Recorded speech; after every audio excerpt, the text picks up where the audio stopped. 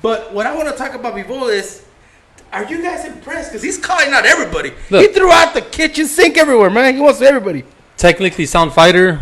I mean, he's very skillful, but he might be taking kind of like a Vladimir Klitschko approach, where he's not going to take any risks. So to get a good fight out of him, you have to put him against a guy that's gonna force him to fight. And I heard, I think Zurdo Ramirez is calling him out, right? I heard something like that. I think that would be a great fight. That'd be an interesting fight. That really would. And I agree with you. You know, so you need somebody in there who's going to pull him to fight. To fight. And Zurdo can definitely do that. And then you get the Mexican fan base. Boom, you got a great fight there. It's a nice fight. Absolutely. All right. Let me go to the next one, which is Alexander Usyk versus Chaz Witherspoon. Usyk gets a TKO in the 7th. The Witherspoon couldn't come out. The corner stopped it. But did he have the power, or does he impress you to be in the heavyweights, guys? You know, I didn't catch that fight, but I did go back and I was trying to see, what the comments were, and I always try to when I miss a fight that interests me, and that one kind of did, just because I have been interested in Usyk. He's a pretty cool dude, but I went back and I read the comments just to see what people really thought about the fight, and a lot of them were saying that he didn't look all that. And I don't know, I still haven't seen it, so I can't, call it or whatnot. But I heard that, he didn't look all that. Like, he looked mediocre. So for me, if you're asking me, if a mediocre fighter should be calling out some of these big dudes, the big guns, you think there's levels. Exactly. Prepare yourself. There's levels. Coming into this fight, the question was, how good or how bad was Usyk going to look in the heavyweight division? Right. What questions were going to be answered? And when they replaced the original opponent with this guy at 4-day notice, I thought, well, we're not going to get any answers. But I think we did. I think we found out that he's not going to be able to hurt the top heavyweights. Is he more skillful than them? Yeah, I think he is the more skilled fighter of all the heavyweights. But I don't think that, if you're going to fight a guy like Deontay Wilder or Fury and you can't hurt him, and we don't even know how well he's going to take a punch from one of those guys. It's going to be a long night for you. Yeah, so it's going to be a long night. But, if I were his handlers, I would give him a couple more fights before calling those big boys out. Because he is considered he weighed in at 215, I think. Yeah. So he's considered a smaller heavyweight, right? So is he the new Holyfield? A Holyfield 2.0 or not?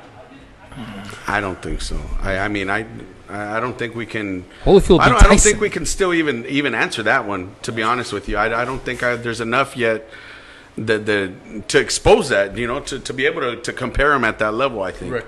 And Holyfield beat Tyson. Yes. Twice, right? I'm gonna give a big shout out to Burt Jones. Big Surge was my cut man once before. Came all the way to Knoxville, Tennessee, back in 2015 Burt for Jones. Valor Fights. Yes, I remember. There you go, that's man. badass. Shout out. Thank you. Dan, that's crazy. You got MMA fighters following. How you guys like that? You think he could take a punch from Wilder? Who? Usyk? No, I don't think so. They make it sound like, I understand, they're technically sound, but they make it sound like this guy's like unhittable, untouchable. I don't know. He's hittable. He gets hit. Oh, yeah, so, for sure. All right. Well, what's cooking in boxing or what's hot in boxing? Wilder came out and said to Fury, this is a message straight to Fury, you're not a champion, so quit calling yourself a champ. Do you guys agree or disagree? He's a lineal champ, but look, dude, he's not recognizing. I'm gonna say something. He says he's a lineal champ. Says who? When he beat Vladimir Klitschko, this was how many years ago? 3 years ago? 2 years ago? Yeah. When he fought him, he got suspended because they found some banned substance in his body. So he got suspended for 2 years. I know he wants to use the excuse that it's because he was going through depression or getting addicted to drugs, which I'm not saying that didn't happen. But that's legit. Okay, but it was also because he couldn't. Right. Did he get depressed because of that? Because he couldn't box? It could have been. So that lineal title is no longer valid. You went 2 years. Other champions came up. If anybody is a lineal champion, it's Andy Ruiz. Andy Ruiz. Because he beat the man. That beat the man, right? Yeah, that beat the man. Exactly. Yeah, I agree with you on that. So Wilder has a point. Wilder does have a point. I can agree with that. If you analyze it and you look at it in the way you just described it, by all means, that's a very strong statement, and I'd buy that for $1. By all means, you're like. I'm just saying, dude. I'm just saying, this happened 3 years ago. If you you get suspended, or let's just say he didn't get suspended. Let's say you just decided not to box anymore because you went through depression and all this. You just don't get to come back and claim yourself that you're still the lineal champion. When other fighters have fought for the title and there's other fighters in the mix. I just don't see that happening. So, yes, I agree with Wilder. You're not the lineal champion. You don't even have a belt. You're over there in the WWE doing I don't know what. I'm going to tell you this. Don't hate on the WWE because that's a crossover, bro. No, that's fine. A lot of people have crossed over. I'm going to agree, man. I was there. Jimmy Reyes, DJ, old school 104.7, reached out. He's like, hey, you got, I know your daughter likes some wrestling. You want to go to that 20th anniversary? I was like, so you went to SmackDown? Yeah, dude, that was cool. I mean, I was a wrestling fan as a kid, and who wasn't? Andre the Giant, Tito Santana, Jimmy Superfly Snuka, all the OGs. It's crazy, because now you see them come out and you see them aged, and and it's like, man, I remember that guy used to jump way out there and do some crazy stuff, and now you're like, I don't even want to see him like fall right here, and he's just sitting there, Bro. like he's gonna break his hip or something. Who doesn't remember Hulk Hogan body slamming Andre the Giant? Andre the Giant just straight scooped him, and and it almost looked like he was gonna like fall on him, but he like got him over a bit. But yeah, so it was cool, to experience that, and it caught me totally off guard because I took my daughter, and we're walking around and going ringside and seeing some of the fighters, and we're shaking hands, and she met Seth Rollins, and she met some other people, and she's standing there, and The Rock comes out, and he comes out, and he stands like right above her, and he like points at her, and she's just like loving this, because bro. This is stuff that we still watch wrestling at home. Yeah. I ain't gonna lie, I'm keeping it real, So my kids, the other 5, I'm pretty sure were kind of jealous of her, because I don't think I ever took any of them to a WWE event. She's been to a few already. Bro, I want your connect, bro, because you had everybody buy you, dude. But yeah, dude, it was cool. But yeah, Tyson Fury was right there, and I was like, oh shit! And he's a big boy, bro. And it's funny because I didn't even realize it was him. She's the one that she's like, "Isn't that Tyson Fury?" And I was like, "What do you know about Tyson Fury?" You're like, "What the heck?" But it's the crowd things. And yeah, dude, he gets up, and Braun Strowman's up there talking about, "I want to get it in with you," and the crowd just got hyped up, dude. The camera panned into Tyson, dude, and everybody knew who that dude was, and it's at a wrestling event, so it was cool, And it helps the sport, I think, as well. If I look at that perspective, of course, man. Brings more attention. And people are going to criticize it. It's money, dude. Floyd did it. Let the man get paid. Why not? A lot of people have done it, bro. Muhammad Ali did it. Well, Floyd did it too. Right? Yeah. A lot of people. That's what I'm saying. Mr. T. Cain Velasquez is over there too. Cain Velasquez is over. He came out, that he's going to fight Brock Lesnar. Yeah, he came out backing up 619. Rey Mysterio. Yeah, he got his ass whooped, I guess, by Brock Lesnar a few weeks or something ago, and he came out with, bandaged up.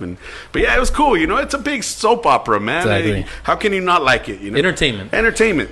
Big shout out to Servando Garza, el campeón. Saludos de campeones desde Texas. Saludos, Texas. Texas. We give you guys love. Don't worry. Make sure you guys hit that share button. Okay, I have another one. And we talked a little bit about it, which is Bivol. Bivol called out Zurdo, Canelo, Kovalev. Everybody in that division, bro. I was getting ahead of myself. I should read the things. No. But what I'm trying to tell you is this. Zurdo called back. I guess Zurdo's one of the fire back. He responded. According to you guys. So I do want to see that fight. Zurdo, make it happen, bro. I want to see that fight, man. Let's make some good fights. Zurdo versus Bivol, I like it. I mean, that was before I even... So I like it. I like it a lot. So let me ask you this. When we're talking about people calling people out, and are they ready? Should they be calling them out? Okay. Isn't every fighter going to do that, though? I mean, isn't it just... part of the self-marketing and the self-hype, and I believe that some of these kids, I believe some of these kids know le están culeando in deep down inside. They're like, holy shit, I'm gonna call out Abner Mares. Well, I'm gonna call you out, homeboy. I'm gonna whoop your ass next. But deep down inside, it's like, ooh, that's gonna be painful because if he accepts. Yeah, because that's just going back to what we're talking about, experience. Olympics versus professionals going into the Olympics. there's levels, and I think every fighter is gonna definitely bark the bark and try to talk the talk when it's time to walk the walk. But sometimes, I mean, you gotta market yourself and you gotta go out there and call out the best if you do want to get that paycheck one day. Do you agree with it though? Hey, I mean, you better watch out what you ask for. Because see, I don't have a problem with the big boys calling each other out once they have like I said, like champs are calling out each other. I don't have a problem, but I do have a problem when you have a prospect calling out a champ. Yeah, but I mean, But you're not. But here's the other thing. Okay. It's a business, right? Right. And we have a manager in the house. So will the manager back up his fighter if he's a professional, if he's like the top-notch dude and says, this little kid over here is calling you out? What's the purpose? What am I gaining from that? Exactly. There's no payday, And even that, even if you want to take it a step further, wouldn't that be a dangerous situation for you to put your top athlete against some kid that could potentially maybe even upset you? Right. What's a payday in that? There's no reason for that. So the younger kids are going to call out the big guns because they want that. Plus, ultimately you want to be that big guy. So how can you be the big guy? Like people say, you want to be the champ, you got to knock out the champ. You got to face the champ. And we're living in an era of social media where everybody's clout chasing. They want more followers. Hey, I'm looking for followers. Give them your thing so they can follow you. Bring me the next guy. My social media? Yeah, give me social media before Big _Serge _Estrada at Instagram. Sergio Estrada, Sergio Big Sur Estrada on Facebook. And on Twitter, Big _Serge _Ace. I thought you were Big Mandingo on Twitter, no? Oh, goddamn! That's on a different site. That's on a different site. No, but hey, follow Serge, man. Serge is always good for me, man. Thank you. I'll post some funny stuff on there here. Yeah, throw some curveballs every now and then, people. I'm gonna give you guys one chill more, out. and I'll ask you guys if you guys have something else. Berchel says after he beats Sosa, he wants to call out Oscar Valdez. Man, is that good fight? Shit. That's a really good fight. Absolutely. That's an interesting fight. But Valdez hasn't even made his debut at 130, dude. Oh. So there we go. Going with the calling out. Yeah, it's a fight.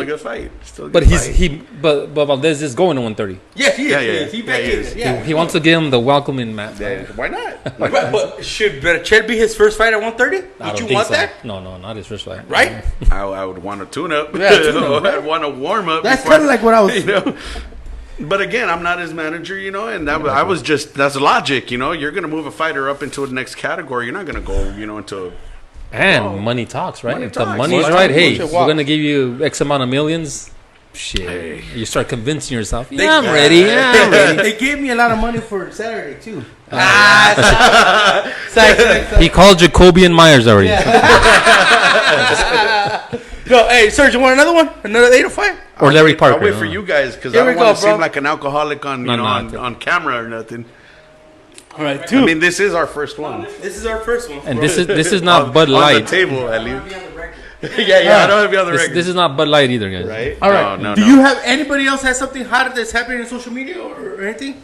Nah, bro. I mean, I wanted to talk about something that I saw about Supreme Boxing post. Shout out to Supreme Boxing. Mm-hmm. I was reading that I guess in order to go watch the Ruiz Joshua fight, my wife said something about that you first of all you have to get like a 90-day visa, but also there's only certain countries that in are the Western allowed. Hemisphere in the Americas that Yeah. are allowed to attend. And we're not one of them. No, United States is. Mexico's not one. So of them down there. I mean, isn't that complete bullshit though? I mean, this is look. I'm not trying to talk bad about anybody, but I think Eddie Hearn knew this all along. Come on, man. It's business. It's business, but I think it's shady, man. I think very shady. I think it's shady. I think it's. Look, I don't know.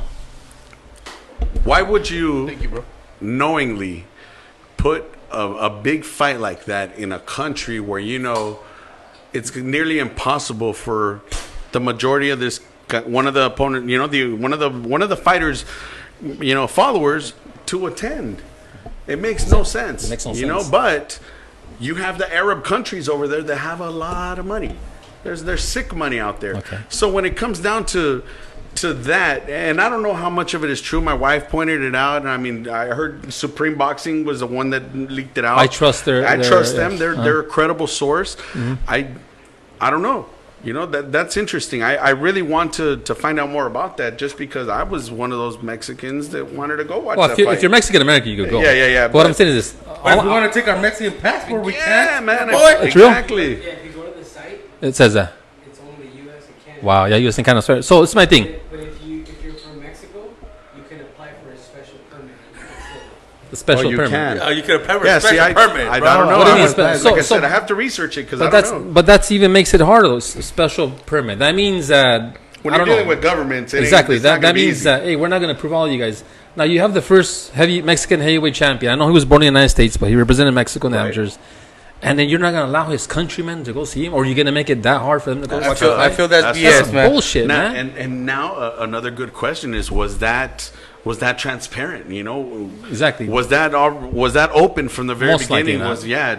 Or was that a hidden factor until we until we knocked this down and made it happen, and then it's like, okay, well, it can come out now. It And doesn't then matter. you can't drink, and supposedly, I don't know if this is true, but there's rumors that maybe women journalists are not going to be able to attend. Right. I mean, That's a fact. what is that? a That's fact. not boxing friendly at all. So, just because they give you 100 million, that's true. When they win, But women are They're not allowed? but they do have Okay. Women are allowed, according So, like to we Manny said- Robles. We never said it's a last fact, time right? I spent a lot of time in that country out there. You know, I spent some time in Saudi, Kuwait, Iraq. I played in the sandbox for a while. And but I will say this, times change, governments change. I don't know how much it's changed since I was there, but when I was there, I was throwing chingazos. I wasn't out there trying to shake hands and kiss babies or nothing. Right. But who knows, man? I mean, I still, who knows? And it's nothing against the culture or the people. No, not It's at just all. our view as boxing fans who can Yeah, attend, that's right? right. That's all it is. So. Shout out to Sergio from Sergeant Landeros from Yuma. Oh, My shit. battle. That was one Big Sur, Sergeant First Class Landeros. How you doing, man? It's Big an shout. honor that you guys are tuning in. Thank you for tuning in. Yeah, Thank you. Big respect. Good stuff out Did we there. talk about the car wreck already, Spence? No, we haven't. Okay. No, that's Car another. wreck, bro. That's another big We topic. had- yeah. I see the video, bro. Is he the one that flies out? Yeah. He flies out, bro. That saved him, bro. I think him flying out right there is what saves him. That's what his life. that's what some people say, but I don't I know. say that too. What do you mean? If he stays in impact, bro, I think he's. But if out. his car has a good cargo, right, good surrounding, was it a convertible or was it? I don't know. That's a fucking. He didn't have a Ferrari. seatbelt, obviously, because he flew out. I mean, high rate of speed, a sports car at a high rate of speed, as low as that vehicle was to the ground. I'm surprised the car looked horrible. Right. But I'm surprised the car did not dismantle into pieces with an engine over there and just bits and pieces of this beautiful car all over the place. Like it stayed intact, but it was mangled. Yeah, who knows, man? Who knows? I mean, I don't know if it was a blessing in disguise that he flew out the car, or I'm thinking it was. I mean, obviously, because the guy's alive, the man's alive, knocked his teeth out. and prayers to his recovery. congratulations. Huge fan of his, and I was in shock when I heard that. Again, dude, my wife was the one that pointed out. She's like, "Hey, did you hear about Errol the Spence?" hell? I'm like, "What are you talking about?" Bring Like, your wife in the show, bro. It's crazy, dude.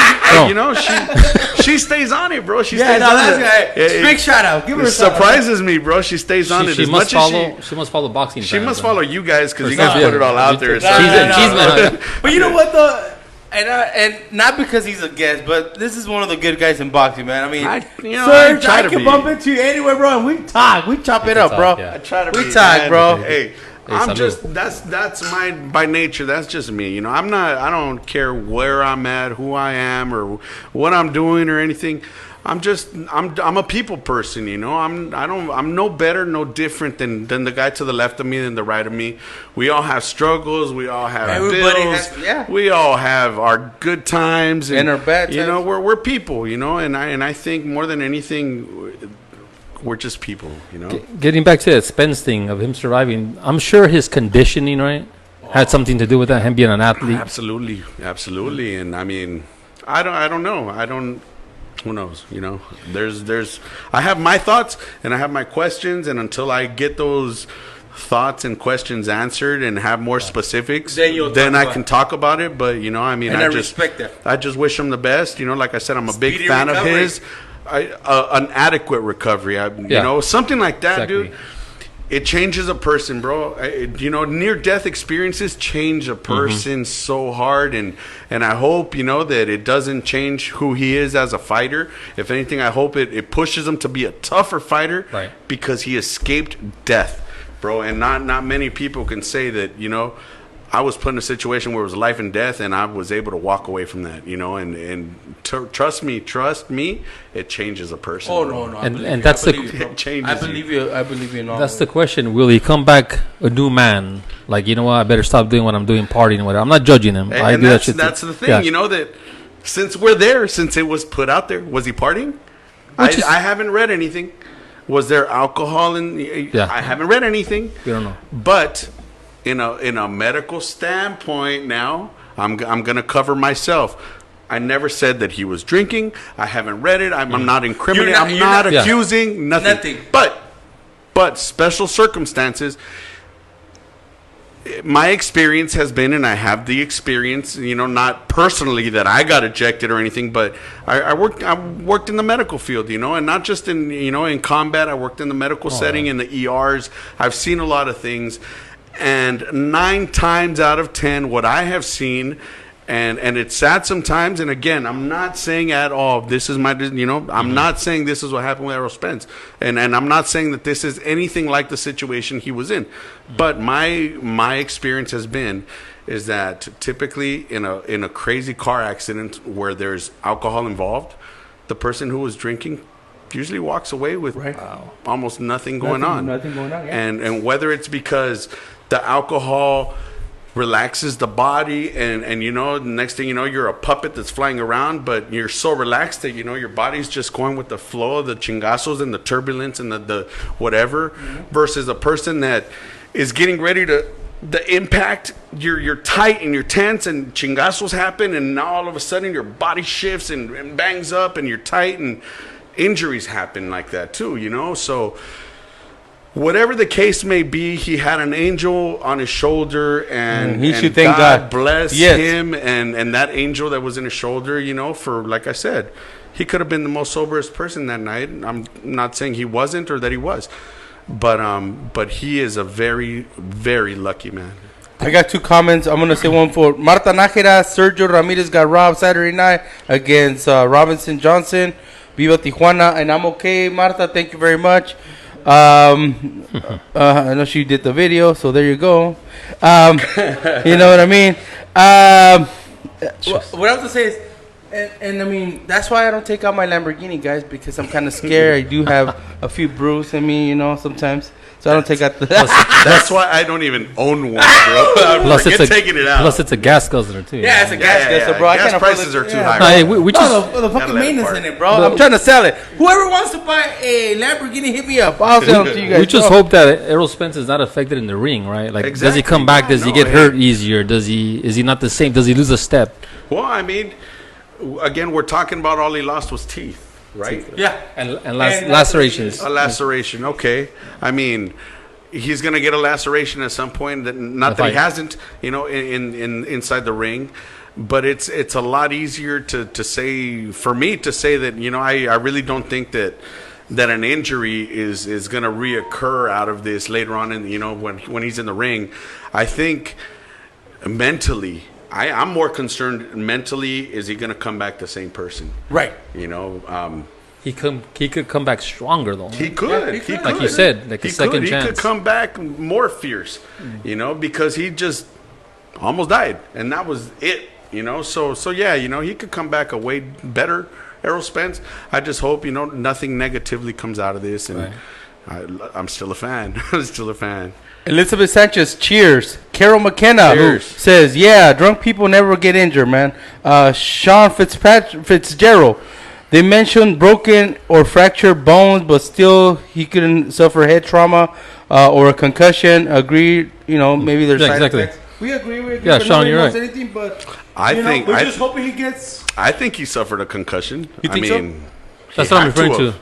Like, He had to if have. he, yeah. There's 3 levels of concussions, you know. Man, There's 3 grades when it comes, and I think we're gonna be segueing We're going to be talking into to that, but... into head injuries. come on. But I know there's- Sean wants to get into the topics Yeah, already. yeah, no, of course, Get of into course. it. Good good push, right? Yeah. All right. Well, since we want to get into it, there's nothing else hot? No? All right. Let me do this, man. I got to, bring in Serge. Even though Serge has been here with us already, I still got to give him an introduction. Make sure you guys hit that share button. Also, let me do some commercials. Don't forget, every Monday from Legends Boxing, you guys can come and sign up for classes. We have from beginners to advanced to pros and amateurs. You know what I mean? They get trained here, so make sure you guys come down. And something interesting that we might get into the interview with, Serge is here Monday, Wednesdays, and Fridays. So For the most part, yeah, I there you mean, go. And what I always like to mention, Legends Gym, the home of the first Mexican heavyweight Yes. champion of the Oh, world. yes. This vato absolutely. vendiendo. All right. You gotta put that. With that said, welcome for a second time. And the creepiest thing that this guy just told me on the drive over here.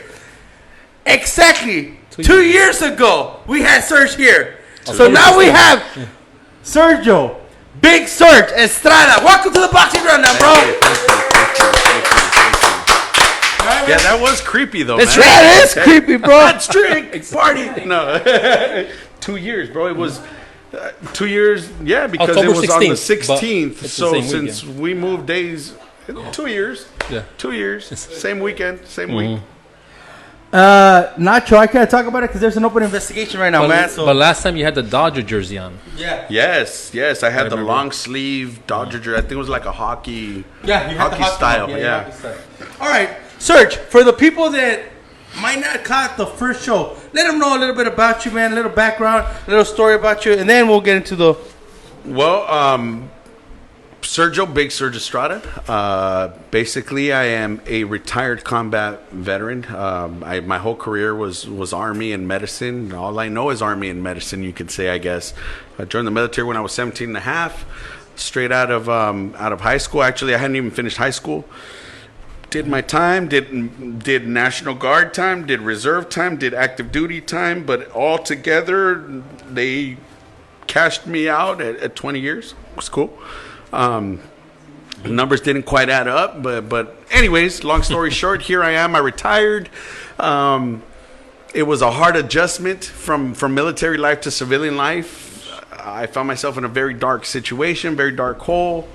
PTSD is real. Yeah. Traumatic brain injuries are real. And depression is real. Mental health is real. It's crazy. It's crazy because it's ingrained into us to just keep on pushing. Just if it hurts, just keep on pushing. Even here in the gym, just suck it up and keep on. Just get in there a couple more rounds and you're done. But I think that's my biggest connection to the sport. That not only do I see myself as that combat medic taking care of my soldiers in a time of war, but it's a connection, bro. It's a brotherhood, Yeah. You build that brotherhood and there's nothing like that. There's nothing like that. Being able to mentor somebody and to have that bond, it's crazy. It's unreal. And speaking of a brotherhood, we have Ignacio Nacho Zuniga, which is Nacho from True Boxing Heads. True Boxing. Be giving a shout out to you, Big Search, but also he's Air Force repping. So, hey, Yes, thank you very yes, much, yes, Nacho, yes. for your services, man. Thank you, bro. Great guy, dude. We yeah, great spent guy. some time out there during Negreta's fight in Texas. And man, I had a chance to really connect with him one-to-one, and we share thoughts. We're pretty similar when it comes to some things, Pues and que invítalo, he's a great invítalo los dude. mariscos, bro. Yeah, Because he's right. always eating mariscos, Hey, homie. let's do And something. the name fits him, right? He's a true boxing. True boxing, Yeah. true boxing head. So Yeah, he knows his boxing. big shout out to them.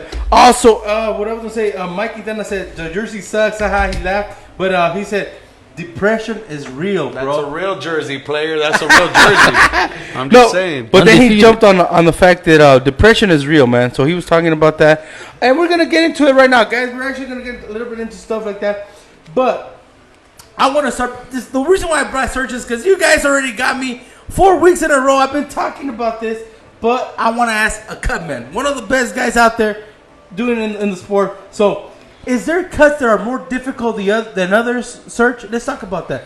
Is a cut different than another cut? I mean, people are going to say a cut's a cut. Right. Skin is the largest organ in our body. And just recently they're talking about that there's another organ that's bigger than the skin, larger than the skin, and it's like, to me, what they described, it almost Stop seemed with like, the sick thoughts, people. it almost seemed like fat cells and shit. They're trying to call it like an organ, but whatever. He's got the mind in the gutter over there. But yeah, being that skin is the largest organ in the body, and cuts, obviously happen on skin. There's different grades of cuts. There's abrasions, which is kind of like what happens when you rub a glove. It's a scrape, kind of like an Indian burn. Right. So that's, you call that an or abrasion. rug burn. A rug burn, yes. You know what's funny? What? And I just thought about that right now. I just said Indian burn. Isn't like today like Christopher Columbus or Aborigine Day? Do you celebrate it? You know what? Christopher Aborigine. I'm not going to sit here and say that I celebrate it, because it's not like I do anything special Right. for Christopher Columbus Day or what's now known as Indigenous People Day. And, it is what it is, whatever you want to call it. I'm neither here nor there. I can see both points. I grew up, it was called this. And because of sensitivity issues and, whatever, we want to, hey, it is what it is. Do I offend you with the hat? Not at all. And that's why I wear it. Not at all. But we're literally in the middle of those two, with Spanish and Native American. Yes. The Hispanic, Mexicans, Americans, yeah. But today really doesn't have anything to do with us. Raza, it's about the Indians and the white people, basically, Europeans. Europeans. But I don't even know where the hell I was going with this. Oh, yeah, that's what it was. The cuts. That's what it was. It wasn't about that. No, it's just because I said Indian burn, and today's a holiday that has to do with Indians, I think, or something. But anyways, cuts. So you have your abrasions, which is, like your rug burns. Yeah. You have your avulsions, which are your cuts that tend to flap. They have a flap. Is that the one that Darrell had? You'll see that. Yeah, Darrell had that. It had a flap on it or whatnot. What about Tyson Fury's? Was that a... I didn't see a flap. What I saw was a very clean, and I wasn't there. Okay. I didn't touch it. I didn't open it.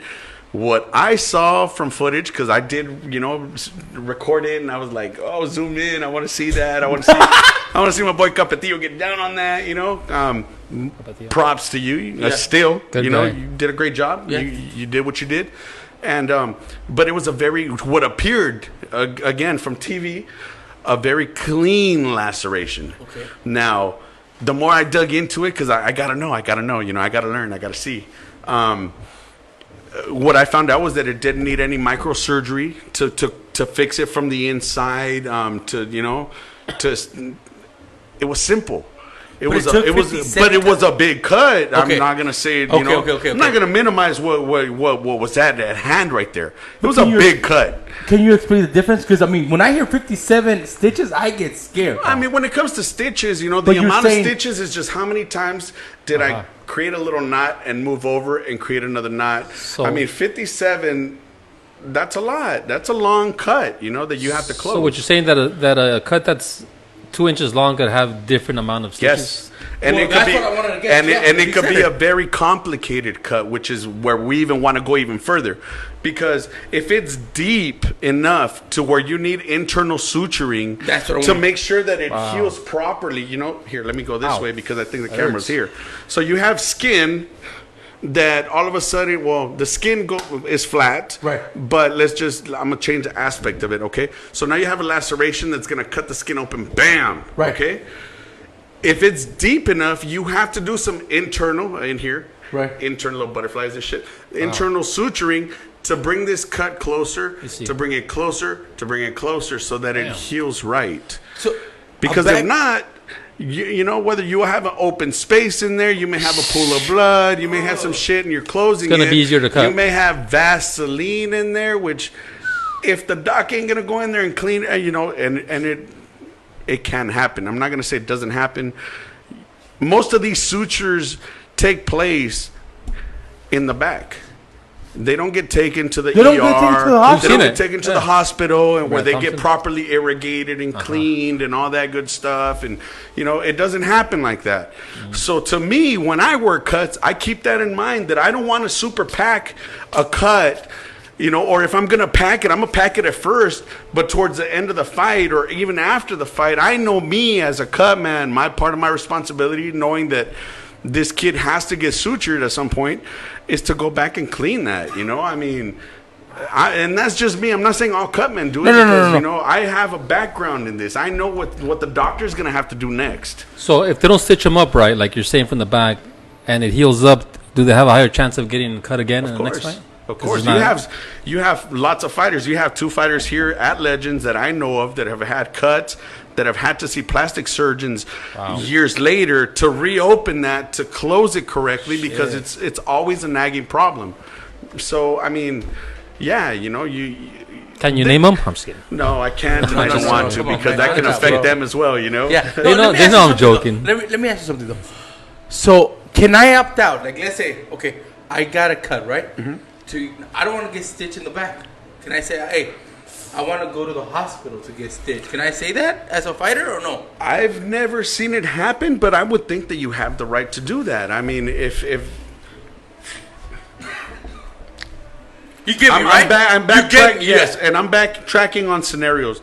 I have worked corners in where the fighter got cut, say the second, third fight, and we're talking about now I got to wait to the end of the night because there's only one ringside physician. So now I got to wait to the end of the night for him to come, and I got to sit here in the back. So I know there's been times when the commission will say, I'm not going to release your check until the doctor is done, and then I'm going to come back and I'm going to give you your check, which is forcing the fighter to stay here, and now you're stuck until this doctor comes and sutures you.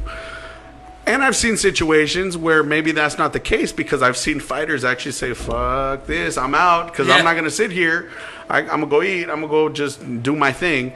And they left. Come back. And next thing you know, they're sutured. And like, who did that? Oh, I went to the hospital.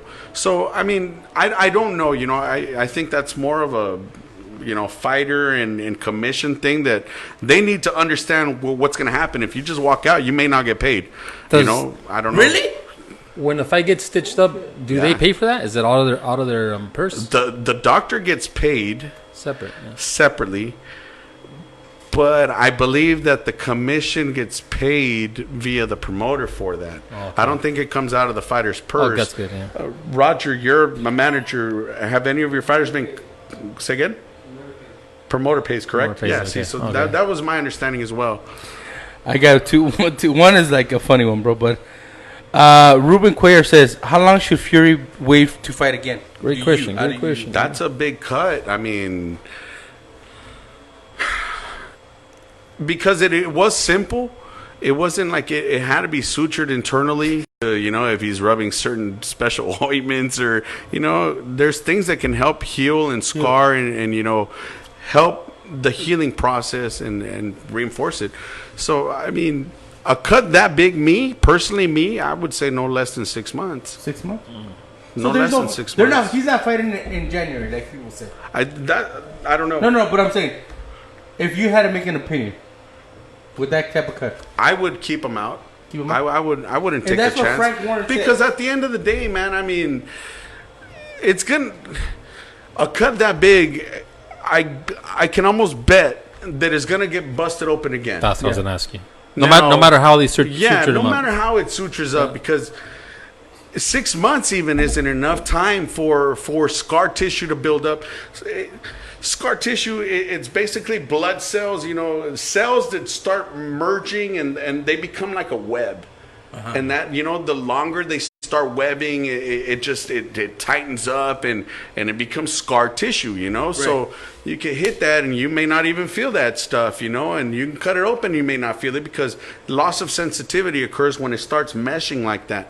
So just think of fibers just meshing and meshing and meshing. So if you're not allowing these fibers to mesh and create that, I guess, the plywood effect, perfect example. Right. Plywood, you stack it and it becomes strong.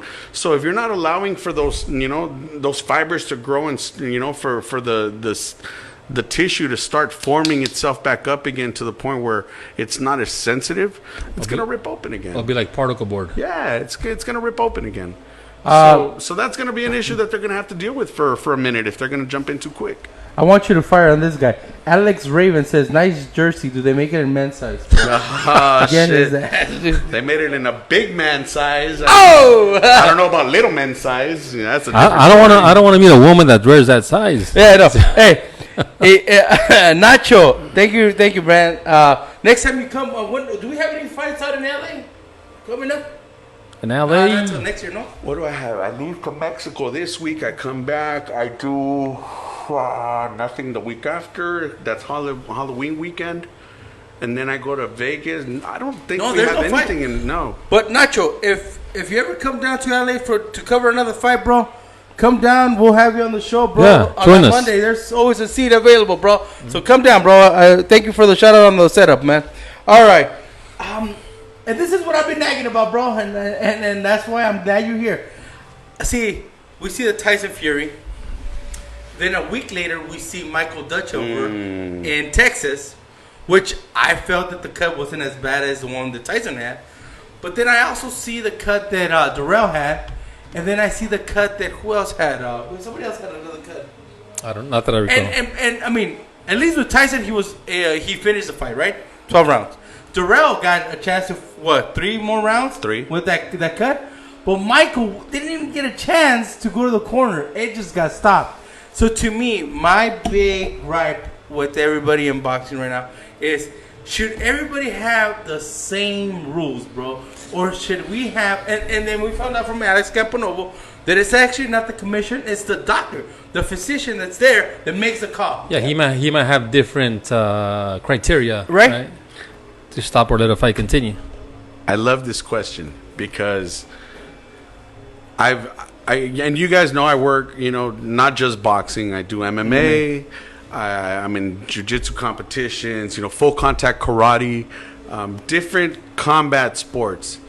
What I have seen, and this doesn't go straight across the board, what I have seen is that some promotion companies hire their own ringside physicians. Okay. In order for you to be a ringside physician, and again, I'm sure it varies state by state, you have to have a certain type of medical, whether it's a license or just something minimal that allows you to be a ringside physician, a minimal qualification or certification, whether it just be, being, I don't know, because I haven't dug into that. But what I have found is that there's times when you have a podiatrist, a foot doctor, as a ringside physician. Come on, man. Sometimes you have an emergency medicine doctor that sees this shit on a day-to-day basis. I mean, he looks at cuts in a ring or a cage and is like, okay, and?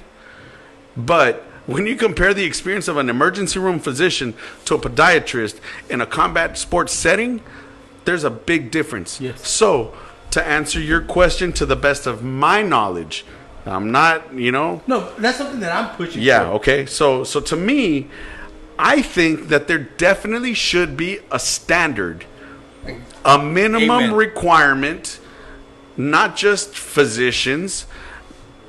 I'm thinking as far as education, even in the corner. Right.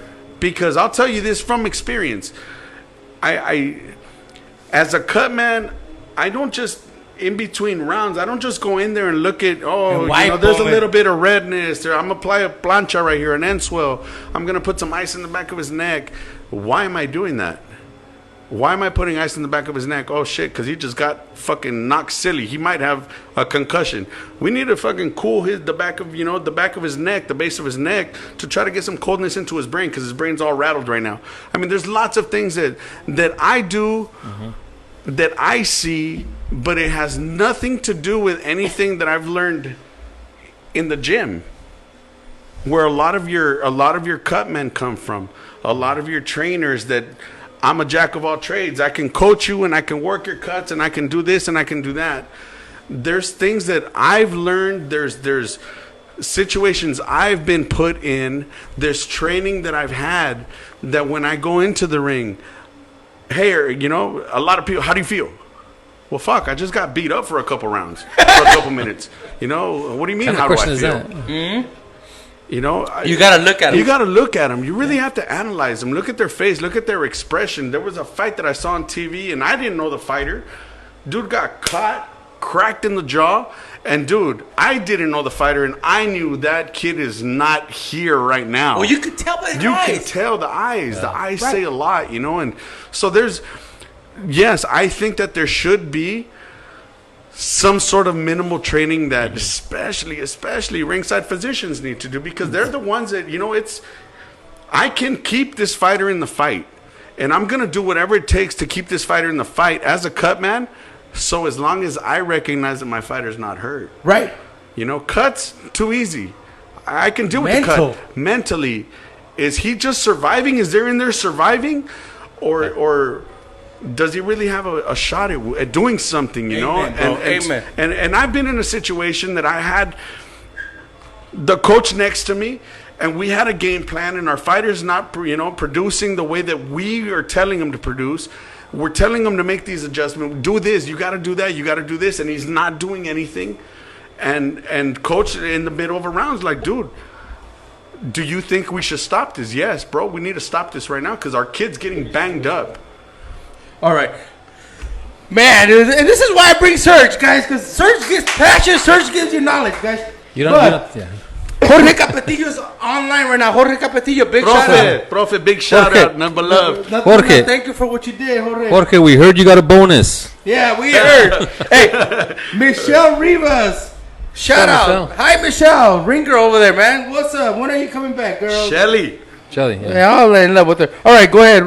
I just wanted to ask, because going back to the fighter thing, you know, you don't want to put the fighter in the position, right? Like, that he has to quit, because the fighter's not going to quit. The fighter's never going to quit, Never bro. gonna- no. I mean, well, no, we're never. Don't say never. Never, 'Cause but we've seen rarely, it, yeah. But it's very rare when the fighter's just going to be like, you know what? No, I can't. I'm done. The fighter's going to have that fighter's heart. And I think that's where it's our responsibility to Right. protect him from himself. Now, is there ever a time where, like, a fighter gets a cut, and I've known, because I've had it myself, where one of my guys that I'm rooting for gets a cut, and I'm rooting for the cut, man. Hey, close up that cut. Is there something that we don't know that we're just viewing it as fans that maybe, as a cut man? I don't think that there's anything that you don't know other, you know, I mean, even cutmen, I think some cutmen may not know. And I know it sounded weird because I'm answering you, no, I don't think there's anything that the fans don't know, but there's times when I think even the cut man doesn't know. Right. So let me explain that. A cut is a cut in a fan's eyes when you're watching the fight. Oh, he's cut. What's the cut man going to do?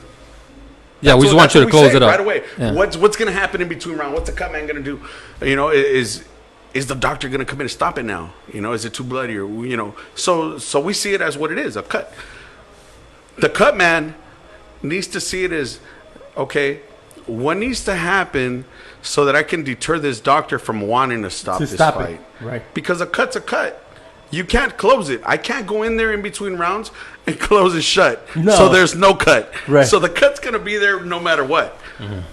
But the job of the cut man is to ensure that his fighter continues to go in there and do what he's getting paid to do, to fight. Right. So in that sense, I think if the cut man understands what his job is, to try to minimize the amount of blood that's coming out, so that the judges don't get impressed by that and say, Right. "Oh, he's getting his ass losing." beat," Yeah. or if it comes down to where, because the referee's not going to stop the fight because of a cut either, he's going to hold on, timeout. Check him. You check him. You're the Yeah. licensed professional. Right. So going back to what you were saying, Michael Dutch over. I didn't see that fight. I was at another Thompson fight that same night, you know. But when that fight was going on, I want to say that we had just stepped down from our fight. Alim won, and Beto Duran was making some comments about that fight. I think the ropes busted up or something. There was a delay. Anyways, the way it was pictured, or the way it was painted in my head was that the kid got cut. The ref called time. The doc came up, but as the doctor was coming up, he was already waving it off. Like he didn't even Right. I didn't see it again. I didn't see Right, the fight right. because I was working. But I heard that the doctor never even came to see the cut. Right. He just called it To off. make an accurate decision on it, he just called it off. So now there's a lot of things that to me could have happened there. Was that a podiatrist? Oh Man, shit! you're giving it to him, man. Was that a podiatrist? Now these physicians, do they have experience in doing boxing fights, or is there guys who just it's their first time there, second time there, third time there, Again, or is it like the regulars that are always there? California, I see the same ringside physicians, Okay. and they work hand in hand with California State Athletic Commission. So to me, my impression with California is that somehow the commission has certain physicians already established. On board. Okay. Okay. Now, in MMA, not boxing, I've seen an influx of faces that don't necessarily, to me, have the background to be considered a ringside physician. And I'm not going to say no names and promotions or nothing like that. But some of these physicians that I've had the pleasure of working with, I can say that as a combat medic, I know more about what they don't know than they realize themselves. You know, because they're doctors and they've spent time in their studies and they've specialized in a certain area of medicine. Right. But that area of medicine does not really apply to what's going to happen inside a ring.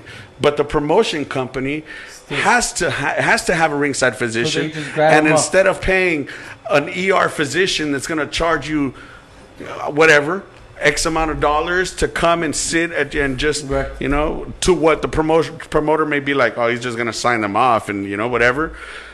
Okay, well, I'm going to save me some money and I'm going to hire this podiatrist who's still a doctor. Right. He's still a doctor, and all it says that I have to have a certain kind of person here. He fits a category. He may not know shit about what's going But to he happen. knows about feet. But he knows that you know what? He knows that he's going to save me some money. Exactly. And it's disappointing because, like I said, I have personally, and I can speak on it, I've worked with podiatrists that are ringside physicians, and they depend more on me than the them. fighter can depend on them, On them. and that's sad. I'm going to make some comments right here. Gabriel Perales says, great show. Jorge Capetillo says, Big Surge, one of the best cutmen in boxing. What do you feel about when he says that? Coming from someone like him, bro, that's big. That to me, I'm not a diva. I don't do this to be that picture right there on the screen. That was cool. I like that. But I don't. Who doesn't like a pat in the back? When they're doing a good job. And when accept it, take it. I accept it. I Take the take compliment, it. absolutely. But I'll tell you this, man. I try to bust my ass. And cutmen in the business are going to probably frown on this, and I don't do this because I'm going to underbid you, because I'll never underbid none of you motherfuckers. I know what a cutman's worth. I know your worth. I know my worth, and it's more than that. I know what the title of a cutman is worth. Right. And I will never underbid just to have that extra fighter. Yeah. But I will say this. I'm not one that's going to turn down a fighter because he's in the wrong color corner. I'm never going to turn down a fighter because he's making... In order for me to work with you, you need to make X amount of dollars, or it's not worth me coming out to you. Bro, I travel all over. I don't care if I got to come out of pocket. You go to Guadalajara, bro. Bro, I have come out of pocket more times than not. Wow. But to me, it's not about me, and I've said that before. I'm not here to get rich off of anybody. I'm rich like this. I have life. I have a family. I have a very good community of people around me. And I have a very ugly community of people around me. But you know what? I'm happy for that too, because it helps me be me. It helps. Grow as a person. Yeah, too, bro. I mean, I don't work for free. I don't think anybody should work for free. I don't care what you do. I think everybody's hard work and labor, as simple as it may be, should be compensated. Especially if you're good at it. Yeah, but I don't think that when a person has a certain skill and a certain knowledge, they should hold it back from helping someone become better at what they're doing because I'm not getting shit out of it. I'm not coming up. That's wrong, dude. That's wrong. I'm going to give you another pat in the back. Lisa Jackson Townsend says, Sergio is the best. Thank you. I also have Richard Bautista. Very good insight from Big Sur on the promoter, so-called physicians. Sean Fitzgerald, well said. So that's how it is, bro. You're getting it. Now, and again, you know, I'm not bashing on promoters. I'm not saying that. I'm not saying that they're always cutting corners. There's promotion companies that require nothing but the best, and they use nothing but the best. And then there's promotion companies, and I can speak on it because I have a promotion company. You know, me and Cesar Garcia, we have our promotion company in Mexico, in Guadalajara. It's based out of, you know, for the most part. And, can you take me? And yeah, let's go. You know, shit, by all means. But you know, it's allowed me to experience what it's like to be that promoter. So now I'm seeing things in a whole different angle. I'm seeing things in a different way, and it's funny, bro, because, you know, it's... Shit, we didn't even get to that, bro. It's wild. It's wild, bro. It's... Being that you've been in MMA fights and boxing fights. Yes. Is MMA more lenient and letting fights continue than boxing, or is it the same? I think it's a little more lenient in the sense that you're going to see a lot more cuts in MMA than you're going to see in boxing. And I know people are going to start chiming in, no, you won't. You know, that's cool. My experience has been that I've been in more fights in MMA that have been cuts than in boxing. So how come they don't hire those guys, physicians, to come to boxing? They do that? The podiatrist was from an MMA. Cut it out, bro. That's what I'm saying. I'm not. Work on you? You know, my answers aren't. You know, my experiences are experience. I'm not saying it's been boxing. I'm just saying experience as a whole. Yeah. But what I'm saying, the podiatrist might stop the fight too soon, or might let it go too long as well. And that goes back to going back to your original question. There should be a standard. There should be a standard. One, I'm a firm believer, dude, that there's a reason why that Cutman's there, dude. If you're not gonna let him work, then one, why you know, hire him? Which is the first thing that the fighter and the management team and the corner. Well, why do we have a Cutman? I could just do it myself if that's the case. At the end of the day, allow somebody to work on that cut. Give them a chance. I'm blessed in the sense, and I heard it this weekend. One of the commission guys, and even, you know, I'm not going to go as far as to say what referee, because I've had several referees in the state of California say this to my fighter when they're out there giving them their instructions before they go in. You know, I know Big Surge, I know his background, and you know, and I'm going to let him work. Right. I'm going to give him time to work. And at some point, I'm going to ask Big Surge, hey, how's that looking, brother? Do I need to call the doc in? And it's going to be on him. So to me, that shit means the world. It's a lot of respect. Because the referee, instead of just saying, time out, hey, doc, come in here real quick. He's looking at you. He's letting me work. He's going to let it go, and, you know, he's going to come in the corner in between rounds, take a look at that shit, and be like, Surge, nudge, what's up, bro? You know what? Good thing you were there on the weekend when Rodrigo. Yeah, I really. You were looking at. I was honest to God, and this you had is a on Cutman everything, there, dude. My eyes were on you the entire time right there, because I saw you being the good guy. Exactly. Separating, and in the midst of doing this, I saw them 3 sucker punches you took from behind. Nothing, not even a bruise on that. And like I told you, we were busy. Protecting some kids. The same thing I did, bro. We were busy protecting some kids. Exactly. And that's the only reason why I didn't run like 30 feet to where you were at from where I was at. Because originally I was on the second level. And I jumped down to get these kids over here. And I saw when you got every one of those 3 punches I saw, dude. And it was like, oh my God, dude, that's my boy. Yeah. And then I was like, I don't even know if I'm going to show on Monday now. Hey, bro. I was like, I don't even know. He doesn't have a scratch on him. Not a scratch. Which is great, dude. Yeah. But I'm sure you had a headache. I had a headache, bro. Because you got sucker punched, bro. And like I said. And only cowards do that, bro. Yeah, exactly. That's all I can say. Cowards do that. Because I know I'm sure they're watching. Is there a certain Cutman that's kind of like motivate you or taught you to be a better Cutman? A guy you look up to? When I first started doing this, I I was that bird that sat on the wall and just watched. Absorbed everything that I could. I was that person that walked into different gyms and asked different people, if it was okay for me to learn how to wrap hands based off what they were doing. Can I watch you wrap hands? And it's funny because I got a mixed variety. Some people said, no, I don't want you anywhere near me. I've been doing this for, X amount of years, and you need to go figure out yourself the way I figured out myself. And I had people that actually took time and flew me across the country, bro, to teach me some shit. Oh. To hey, guess what, bro? You don't know me and I don't know you, but I see your hustle.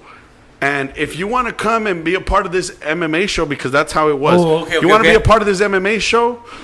Let me see if I can get the promotion company to pay for your flight. You may not get paid, but you're going to come out here and you're going to rub elbows with some of us that, cut people, because there's a couple cut people here, for this event that have been in this business quite a while. So to me, I was blessed with that, bro. And I feel like I should put them out there. Temery Morgan, Mark Laws. I got a cat in Canada.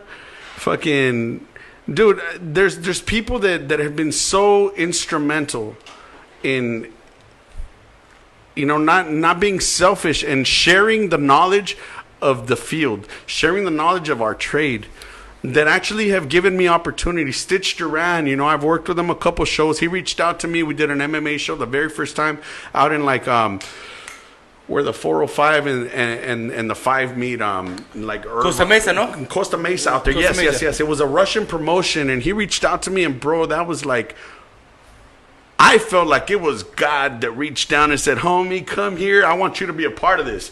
Like, I was like, what? Stitch Duran, you're calling me and you want me to be working cuts with you? And that blew me away, dude. And I had only been doing this for like 2 years. Man, bro. So to me, I credit that to people that are not selfish in this trade. Mm-hmm. I credit that, honestly, to my hustle. And I don't want to sound like I'm patting myself in the back. I have a good heart, bro. And I'm going to give you something right now that shows why you probably get all that.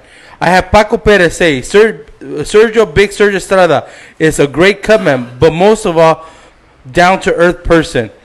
He will take time to talk to you and share some of his knowledge. So, man, that's it, bro. You're blessed. You know what I'm saying? You're blessed. You do a lot. Patrick Keenanson, get him, Serge. You're the man. We have all kinds of people out here. You know what I mean? Yeah, and just Saturday alone, and going back to what you were saying, I had the opportunity to finally work my first corner with Rudy Hernandez. It's crazy. It's crazy how shit works out, because Rudy Hernandez trains Manny Robles, Little Manny. Yeah. Obviously he's not Little Manny, Junior. But Little Manny, and I've always said, hey, you ever need anything, Manny, you can count on me. And I remember at first I was like, yeah, hey, I'll help you out. And then I heard, oh, well, yeah, but Rudy, Rudy trains with them. Rudy trains them. And, if you know who Rudy is, right. UFC Cutman and, boxing coach. And, the man's known for what he does, Mm-hmm. So to me, it was like pretty cool to work with Rudy Hernandez this weekend, because I've worked with Stitch Duran, and, yeah, okay, to me, he's probably one of the godfathers. One of when you look at Mount Rushmore, and if I say, there's certain people whose faces I would put up there if I was to say I'm gonna build my Rushmore of cutmen. Rafael, Stitch. There's certain people I would have up there. Yeah. So that was cool, and And Rudy Hernandez, that's a man with some knowledge. Some knowledge, man. And he's just like me in the sense that he works, the MMA side of the house and the boxing side of the house. And, there's not a lot of cutmen, that go back and forth. And, that they go into other, combat sports, But yeah, that was pretty cool, man. That was pretty cool. No, you don't have to answer this question, but who pays more, the boxing or MMA? Boxing does. Boxing does? Okay. Boxing does because I get hired by the promotion company when it comes down to to MMA. I've been working with Bellator for the last few years, okay. And you get hired. You get a base rate. You don't get a percentage of a purse or if you got a big fight making big money. Instead of making and I'm just gonna throw a number out there. Just not that those are accurate numbers, but I'm just gonna say. You go work an MMA event for $500, and then you end up, say you get lucky and you work with, someone like Leo Santa Cruz, who on a fight gets, millions of dollars, and you get a 3% purse out of that. That's more than $500. Now, I'm just saying. So it's probably a dumb question, but there doesn't have to. Let's say a fight, you're his cut man, and the fight ends in the first round. Do you still get paid the same? Yes. Yeah. Okay. I get paid to show up. No matter what happens. I get paid just like that fighter. He gets paid to, he signs a a contract. Yeah. He signs a contract that he's going to get X amount of dollars, to take this fight. I do the same thing. Hey, and again, that goes back to what we were saying earlier on, Cutman. I'm going to talk to you directly. Cutman, you know who you are out there and you know who you're not. Work with fighters, man. Don't think about your pockets. These fighters are what keeps us employed. So if you go and you try to make some unreasonable requests with some fighters, that just it doesn't make sense, man. Then what are you doing for us? What are you doing for the cutmen of the industry? You're making it difficult for us to be who we are and to do it for the right reasons. Because from that point on, fighters and managers and coaches are going to look at you like, well, fuck, I don't need my fighter to pay out of pocket for some shit that I can do, when he's being unreasonable on, the fees. I work with every fighter. I've never asked a fighter, well, how much are you getting paid? Right. And we'll talk about numbers after that. Okay. I said, look, dude, if you're making $10,000 and up, this is the number. Anything below that, let's work. Because obviously you're in there putting your life on the line on a 4-round fight, on a 6-round, whatever round fight. Right. But if you're not getting paid what your life is worth, how can I ask you for more than, how can I ask you for, money that's, come on, dog. Now, a cut doesn't have to be involved, right, for you to be No. doing something to the fighters. I think you put the swelling down. And you know what? There's times just for the fans that are listening. Yeah. people that saw this weekend's fight, and again, I'm not saying that. I'm just going off of your topic. Yeah, exactly. It's a question. I worked with a kid that didn't get paid much, in my eyes. Didn't get paid enough for me to charge him $1 fee. But what I did say is that you're going to take care of my gas. Whatever my time was worth, it's on you. Right. Whatever you feel you can pay for my services, I'm good with it. Awesome. And again, like I said, I don't work for free. Right. But I make it perfectly clear that everybody, and I think everybody knows, I don't live around the block from this gym. Hell no. I'll go to Indio and work, I haven't done it lately, but I'll go to Indio and work with Joel Diaz and his people. That's 100 miles from my home. I come here to Legends and that's... What is that, about 100 too, no? That's about 78 to 80 miles. Yeah. So, and that's just one way, So when I come here, Mondays, Wednesdays, Fridays, whether it's all 3 days, one day out of those 3 or 2 days out of those 3, I don't come here expecting to collect gas money from any specific person. I come here because it's my time to build a relationship with the fighters. Right. It's my time to promote my worth. Right. I'm going to take care of you when nobody else is seeing the hard times that you're going through, when you're getting your ass worked in that ring, when you're getting that bloody nose, when they fucking break your nose, you know, and, you know, okay, we're just going to keep trucking because we're going to go ahead and take this fight no matter what. Yeah. You know, I'm in there fixing the nose and whatever the case may be. I don't ask for a cent. I want my work to be known for my heart. He did it because his heart was in it, not because his wallet was in it. I want managers to know me, not because I claim to be something that I'm not, something that I am. I want managers and fighters and coaches to know that, you know what, Sergio doesn't get paid shit, but he comes over here and he works with them and he never once asks for shit, and he goes back and he does it again, and he goes and he does it again. Why? Because I'm trying to take care of somebody. And you also have a love for the sport. I have a passion for this, bro. Not even necessarily for the sport. For what you have a passion for what you do. For what I do. Helping them. What I do. Helping them out. And man, like I said, I mean, we haven't even gotten to the meat of this. We haven't even touched it. We were originally talking about, but we've been talking. You know, let's go overtime. Let's keep it going. Okay, but what I said, we're entering overtime already. Yeah. What I was gonna say, that's all right. I'm cool. What I was gonna say is this: you also do it because, to me, it feels like it's therapeutic for you, bro. It's very therapeutic to me. Like, because I know your personal story. I said that from the very beginning when you asked me to introduce myself. I'm a retired medic. I've seen some shit that I wouldn't want people to see. I deal with it every day of my life. I lose sleep. I have nightmares. I have cold sweats. There's times when I don't want to leave my house. There's times I didn't want to come today. You serious? It gets that serious, bro, that I was saying goodbye to, you know, my wife went to school. She's in nursing school, and she was getting ready to go to school. And she's like, all right, goodbye, you know, have a nice nice night and this and that. And I'm like, I don't feel like going anywhere. You know, so it wasn't that I didn't want to be here. It wasn't that I wasn't looking forward to this. It's just I have my moments, man. You know, I deal with shit. I deal with shit that people don't know, people don't see, and I don't put it out there. Mm-hmm. You know, I don't speak on it unless I get asked about it, and I'm I'm not detailed about it. And it's not like you open up. You know, it's not like you open up a lot, and it's not like, oh my God, let me pull that out of search.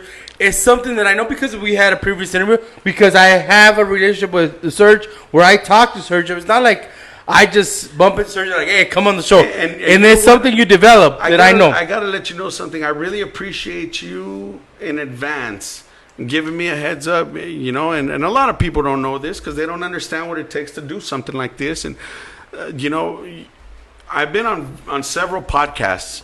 I've been on, you know, I've had several interviews, and one thing that you have always, I've been here twice, but what you have afforded me was you've given me an insight of what you're getting ready to ask me. Right. And what I've taken from it is not that you're trying to coach me into, hey, this is what you're going to be asked about, but you've asked me, are you okay with us talking about this? Right. I always want to get feedback. So to me, that's very respectful, bro. And that's the reason why I think I've opened up with you guys more than anything, because you've given me the opportunity to decide. Tell me what's good or what's good and what's not good when it comes to what you want to talk about. Right. So you know, with that in mind, you know, I don't speak a lot on my military career in the sense where I'm bragging about it. I'll talk on it when I get asked about it. And I am very candid about what I talk about when it comes to my military career. Not because I have anything to hide, but because there's, you know, there's cans that I've purposely closed and I don't want to open. It's taken me a while to be able to seal some things and toss them in the closet, you know, and I don't want to go back in the closet and open those bags and just, you know, let Pandora out the box again. So thank you. And and first of all, thank you, man, for opening up to us. You know what I'm saying? Because it's difficult, and I cannot imagine by 1% what you go through. You know what I mean? But I could kind of like feel what you go through, because I'm gonna tell you guys something. Serge is a person that gives you passion, bro. I can feel off your energy. You know what I mean? Yeah. So I know what you're bringing. You know what I mean?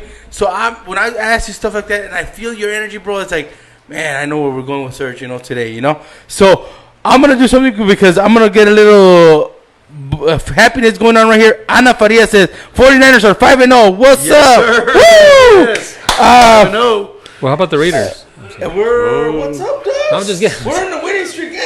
Chill out. All right, hold on. She says hello to everybody. Ana Farias, a good friend. Israel Luna says, good to see you guys here. What's up? Best What's up, podcast ever. Thank you, Tony. What's up, South Central Boxing? All right. So, thanks. What I wanted to get to is this.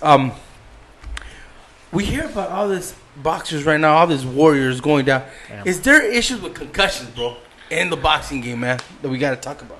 Yeah, definitely. I mean, it's hard for me as a medic to think that every fighter doesn't.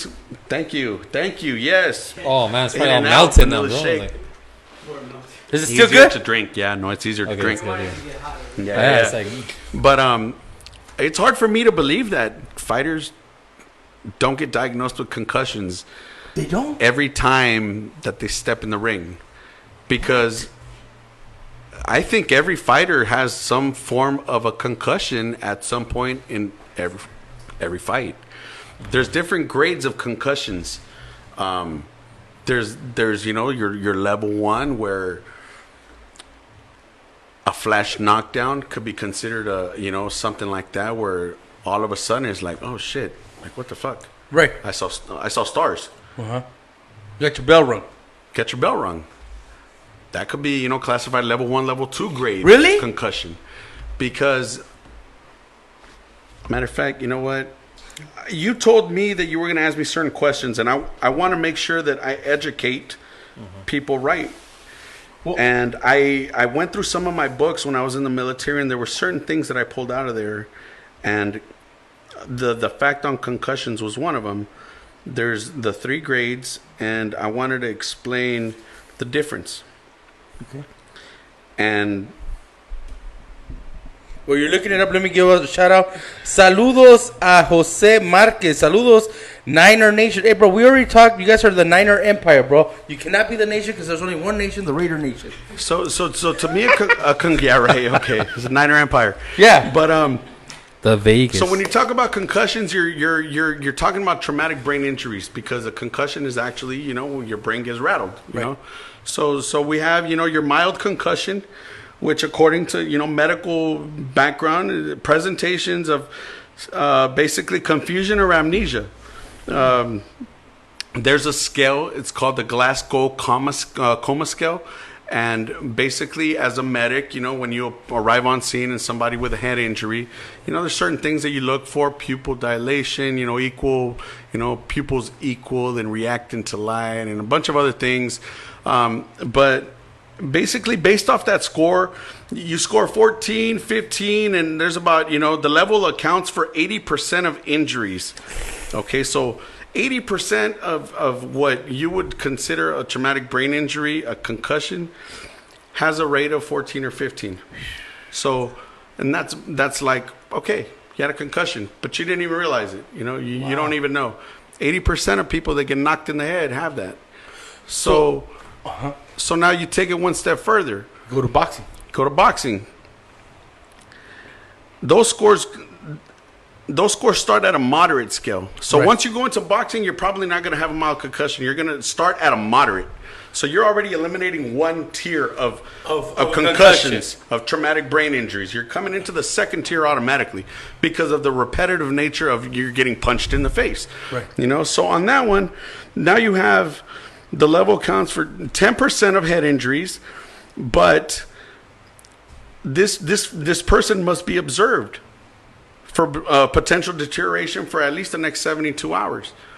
So what that tells me is that your brain got rattled so much that for the next 3 days, I need to monitor you and make sure that you're not starting to squirrel down on me and start, deteriorating. Your brain hasn't been rattled that hard. Right. So you're going to say, okay, well, we went from 80% to now all of a sudden 10%. Well, okay. How many times do we walk past a cupboard and a drawer, the door's open, it hits you, bam. They consider that part of the 10%. Okay. So how minimal is that? But when you're eliminating that big of an area, and all of a sudden you're automatically found in this. Right. And now automatically I have to watch you for the next 3 days. That's something concerning, you know? And that's not happening. It's not happening. It's not happening. It's not happening. So, go ahead. What do you think about? We had a past guest, Joshua Frankel. As you know, he got knocked out in California. Mhm. I think in California they don't let you fight for 6 months or something like that if you get knocked out. But he went to another state and fought before the 6 months. What do you think? Do you think there should be like a universal rule where There should be, and I'll tell you why.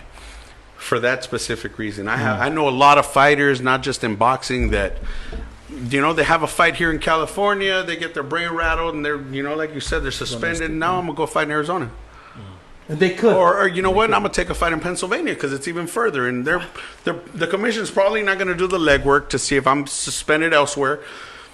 I'm not going to say it doesn't happen. Yeah, there are some commissions that will do the legwork and make sure that you're not, suspended elsewhere for a potential injury. Because at the end of the day, if they allow you to fight and you end up on a gurney, going to a hospital and end up intubated or something, it's their ass. that's what happened to Franco? Yep. Right? Yes, sir. So it's dangerous. So we're trying to eliminate these things. Why not make that something Again, to start with, right? I'm the new person in this business, but I see that there's a lot of things, man, people pay more attention to stupid things than they do to things that are going to make an impact in a person's life.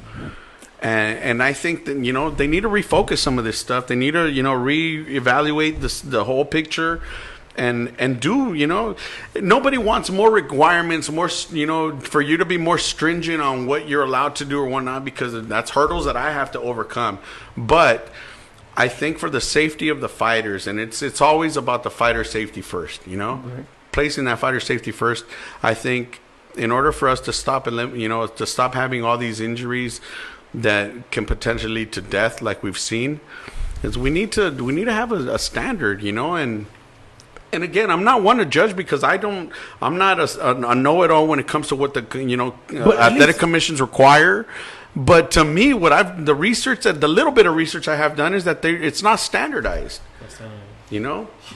And I mean, we're going way over time right now, but I want to do this.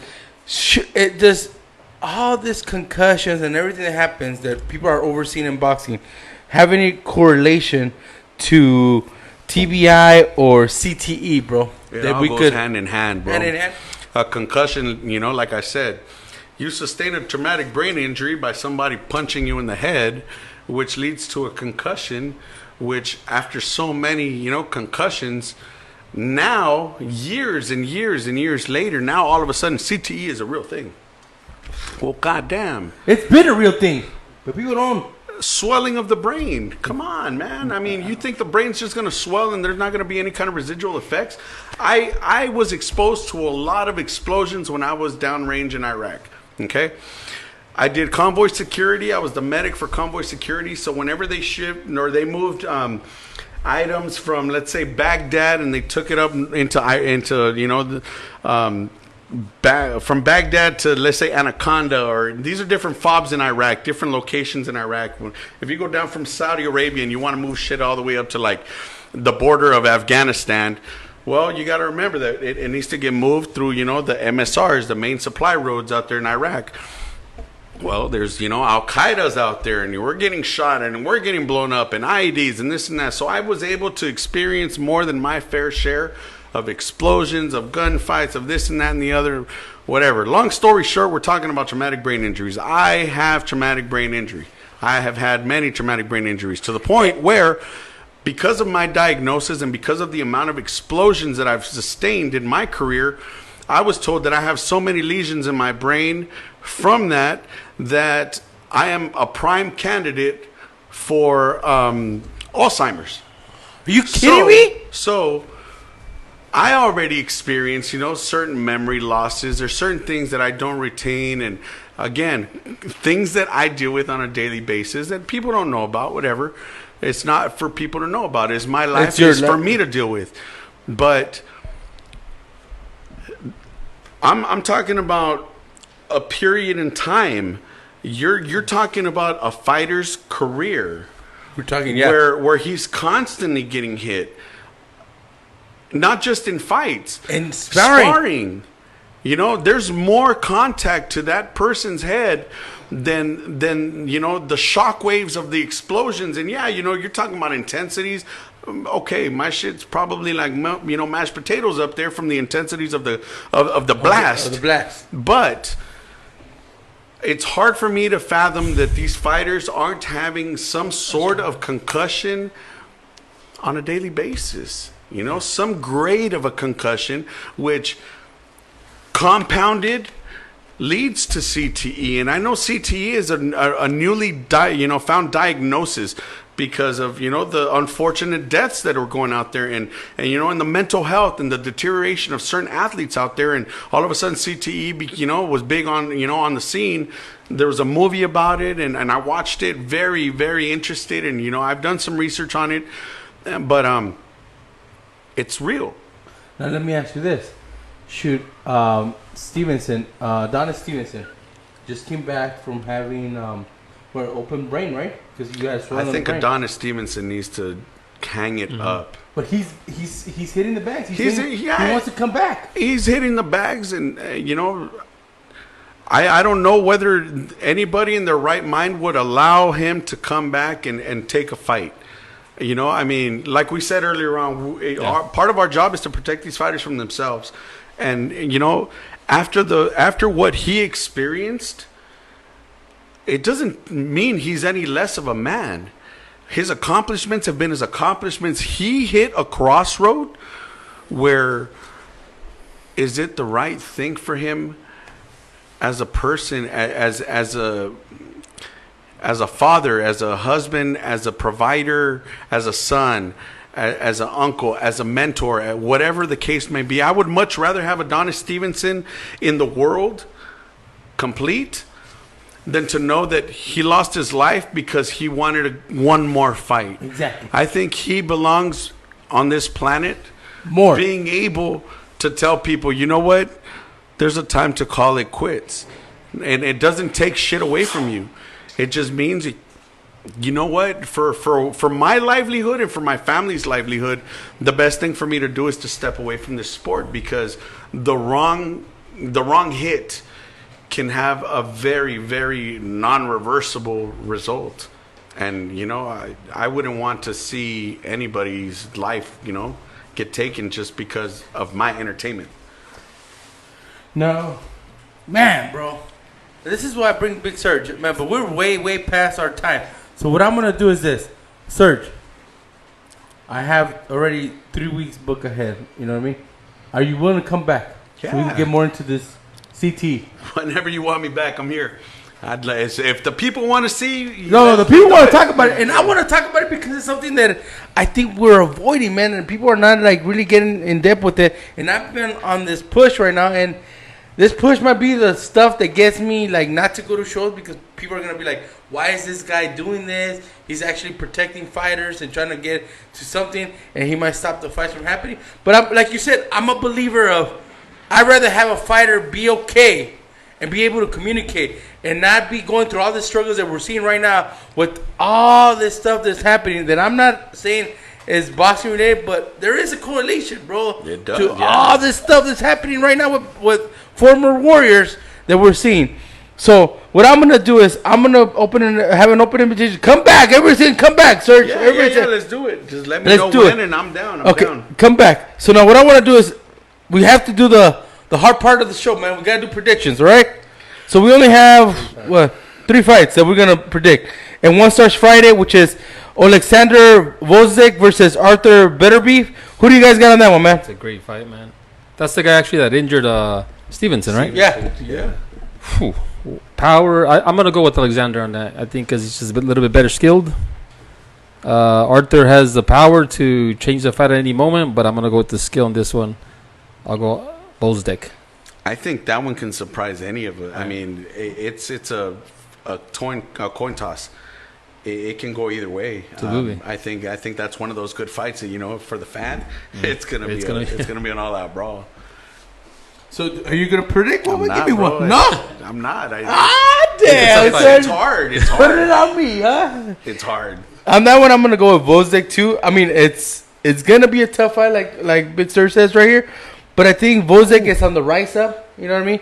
I think Beterbiev is actually a great fighter, but I think they're trying to push Vosek right now. So Beterbiev has a lot of power, man. Yeah, man. 14-0, 14 knockouts. Yeah. Crazy Russian, man. So we both got Vosek. So let me go to Saturday from Chihuahua, Golden Boy. The return of Francisco Vargas, El Bandido versus Ezequiel Aviles. Who you got on that one, man? Francisco Vargas. No, Francisco Vargas. Yeah, El Bandido, bro. El Bandido. What, talking about a guy who shang him up. I'll still go with Francisco Vargas because of his experience. That's why I'll go with him.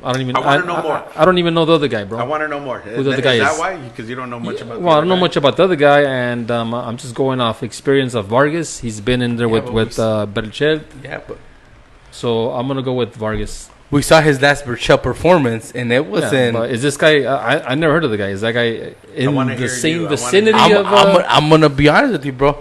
I honestly feel that, and I'm not, like I said, I'm no one to tell a fighter to hang him up, but I think that Vargas gave us so many wars that I think that if he gets into a war with this guy, we might not have another fight for him. You know what I mean? So it's either gonna be a very technical fight, he's gonna get rid of him real quick, and we push forward.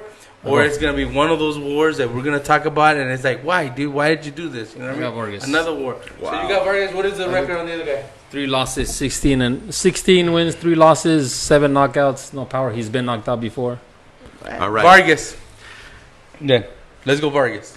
I got Vargas. So Anything can happen, this morning, Oh! I get a phone call. So you know something we don't A know. text message, actually, not a phone call. Let me retract. This morning, I get a text message asking if I'm available this weekend.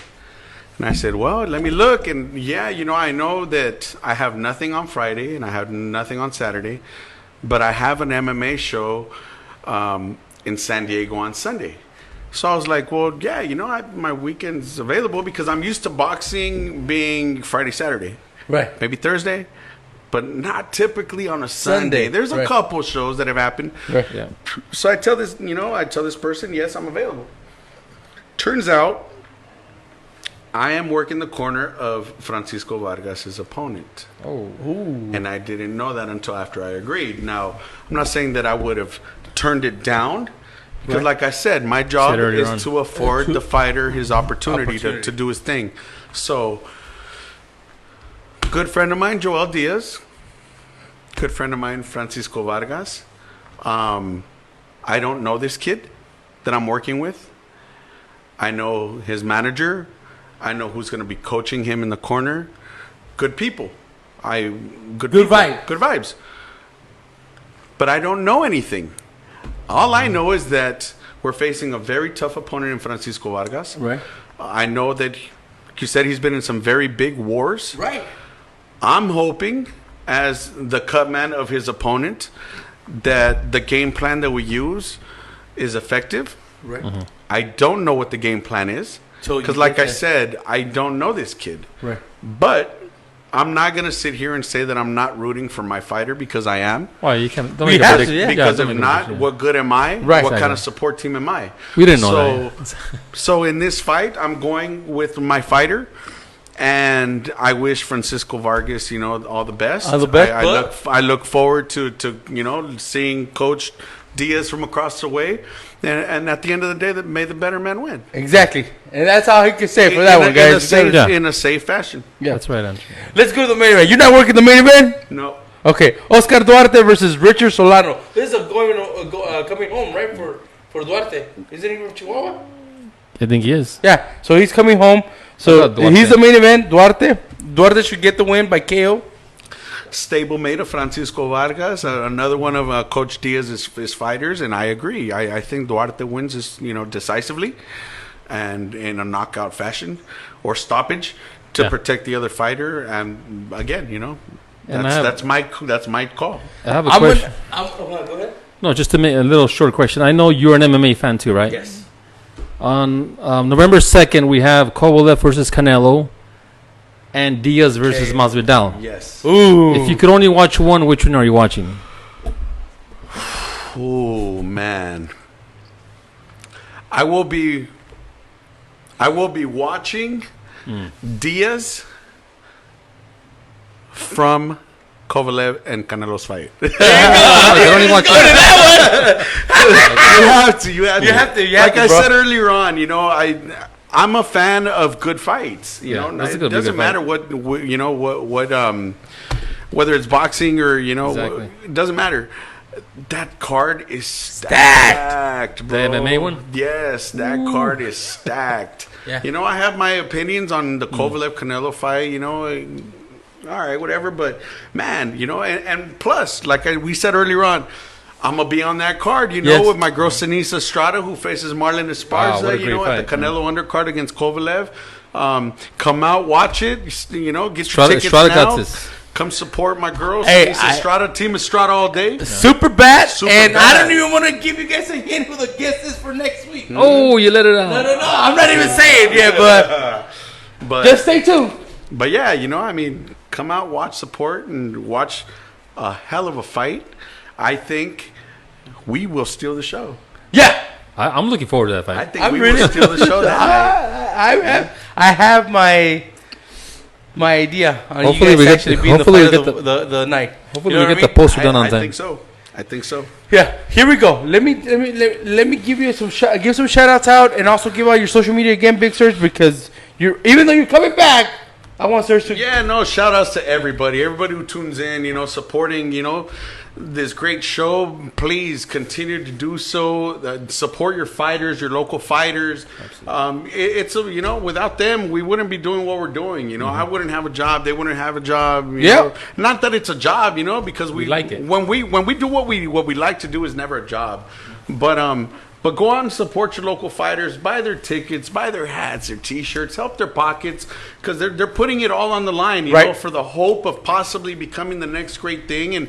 And we all know that it doesn't happen like that. You know, 1 out of every fucking who knows how many are gonna be like very low. You know, so go out and support these guys. They give it all. You know, regardless of what discipline you like, jiu-jitsu, boxing, MMA, go out and support them. WWE. WWE, you know.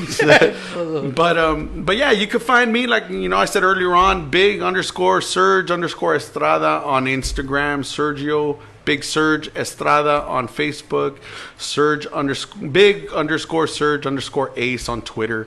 And hey, shit, reach out, ask questions, you know, hit me up. And he's always posting some great stuff, man. And I think Serge is one of the guys that kind of sees the same thing as me. There's got to be a standard, and we're hoping that sooner or later the governing bodies get into this idea where we push the same agenda and protect the fighters. You know what I'm saying? Because honestly, absolutely. I want to protect the fighters. And with that said, see you all next week. We did go a little bit over time.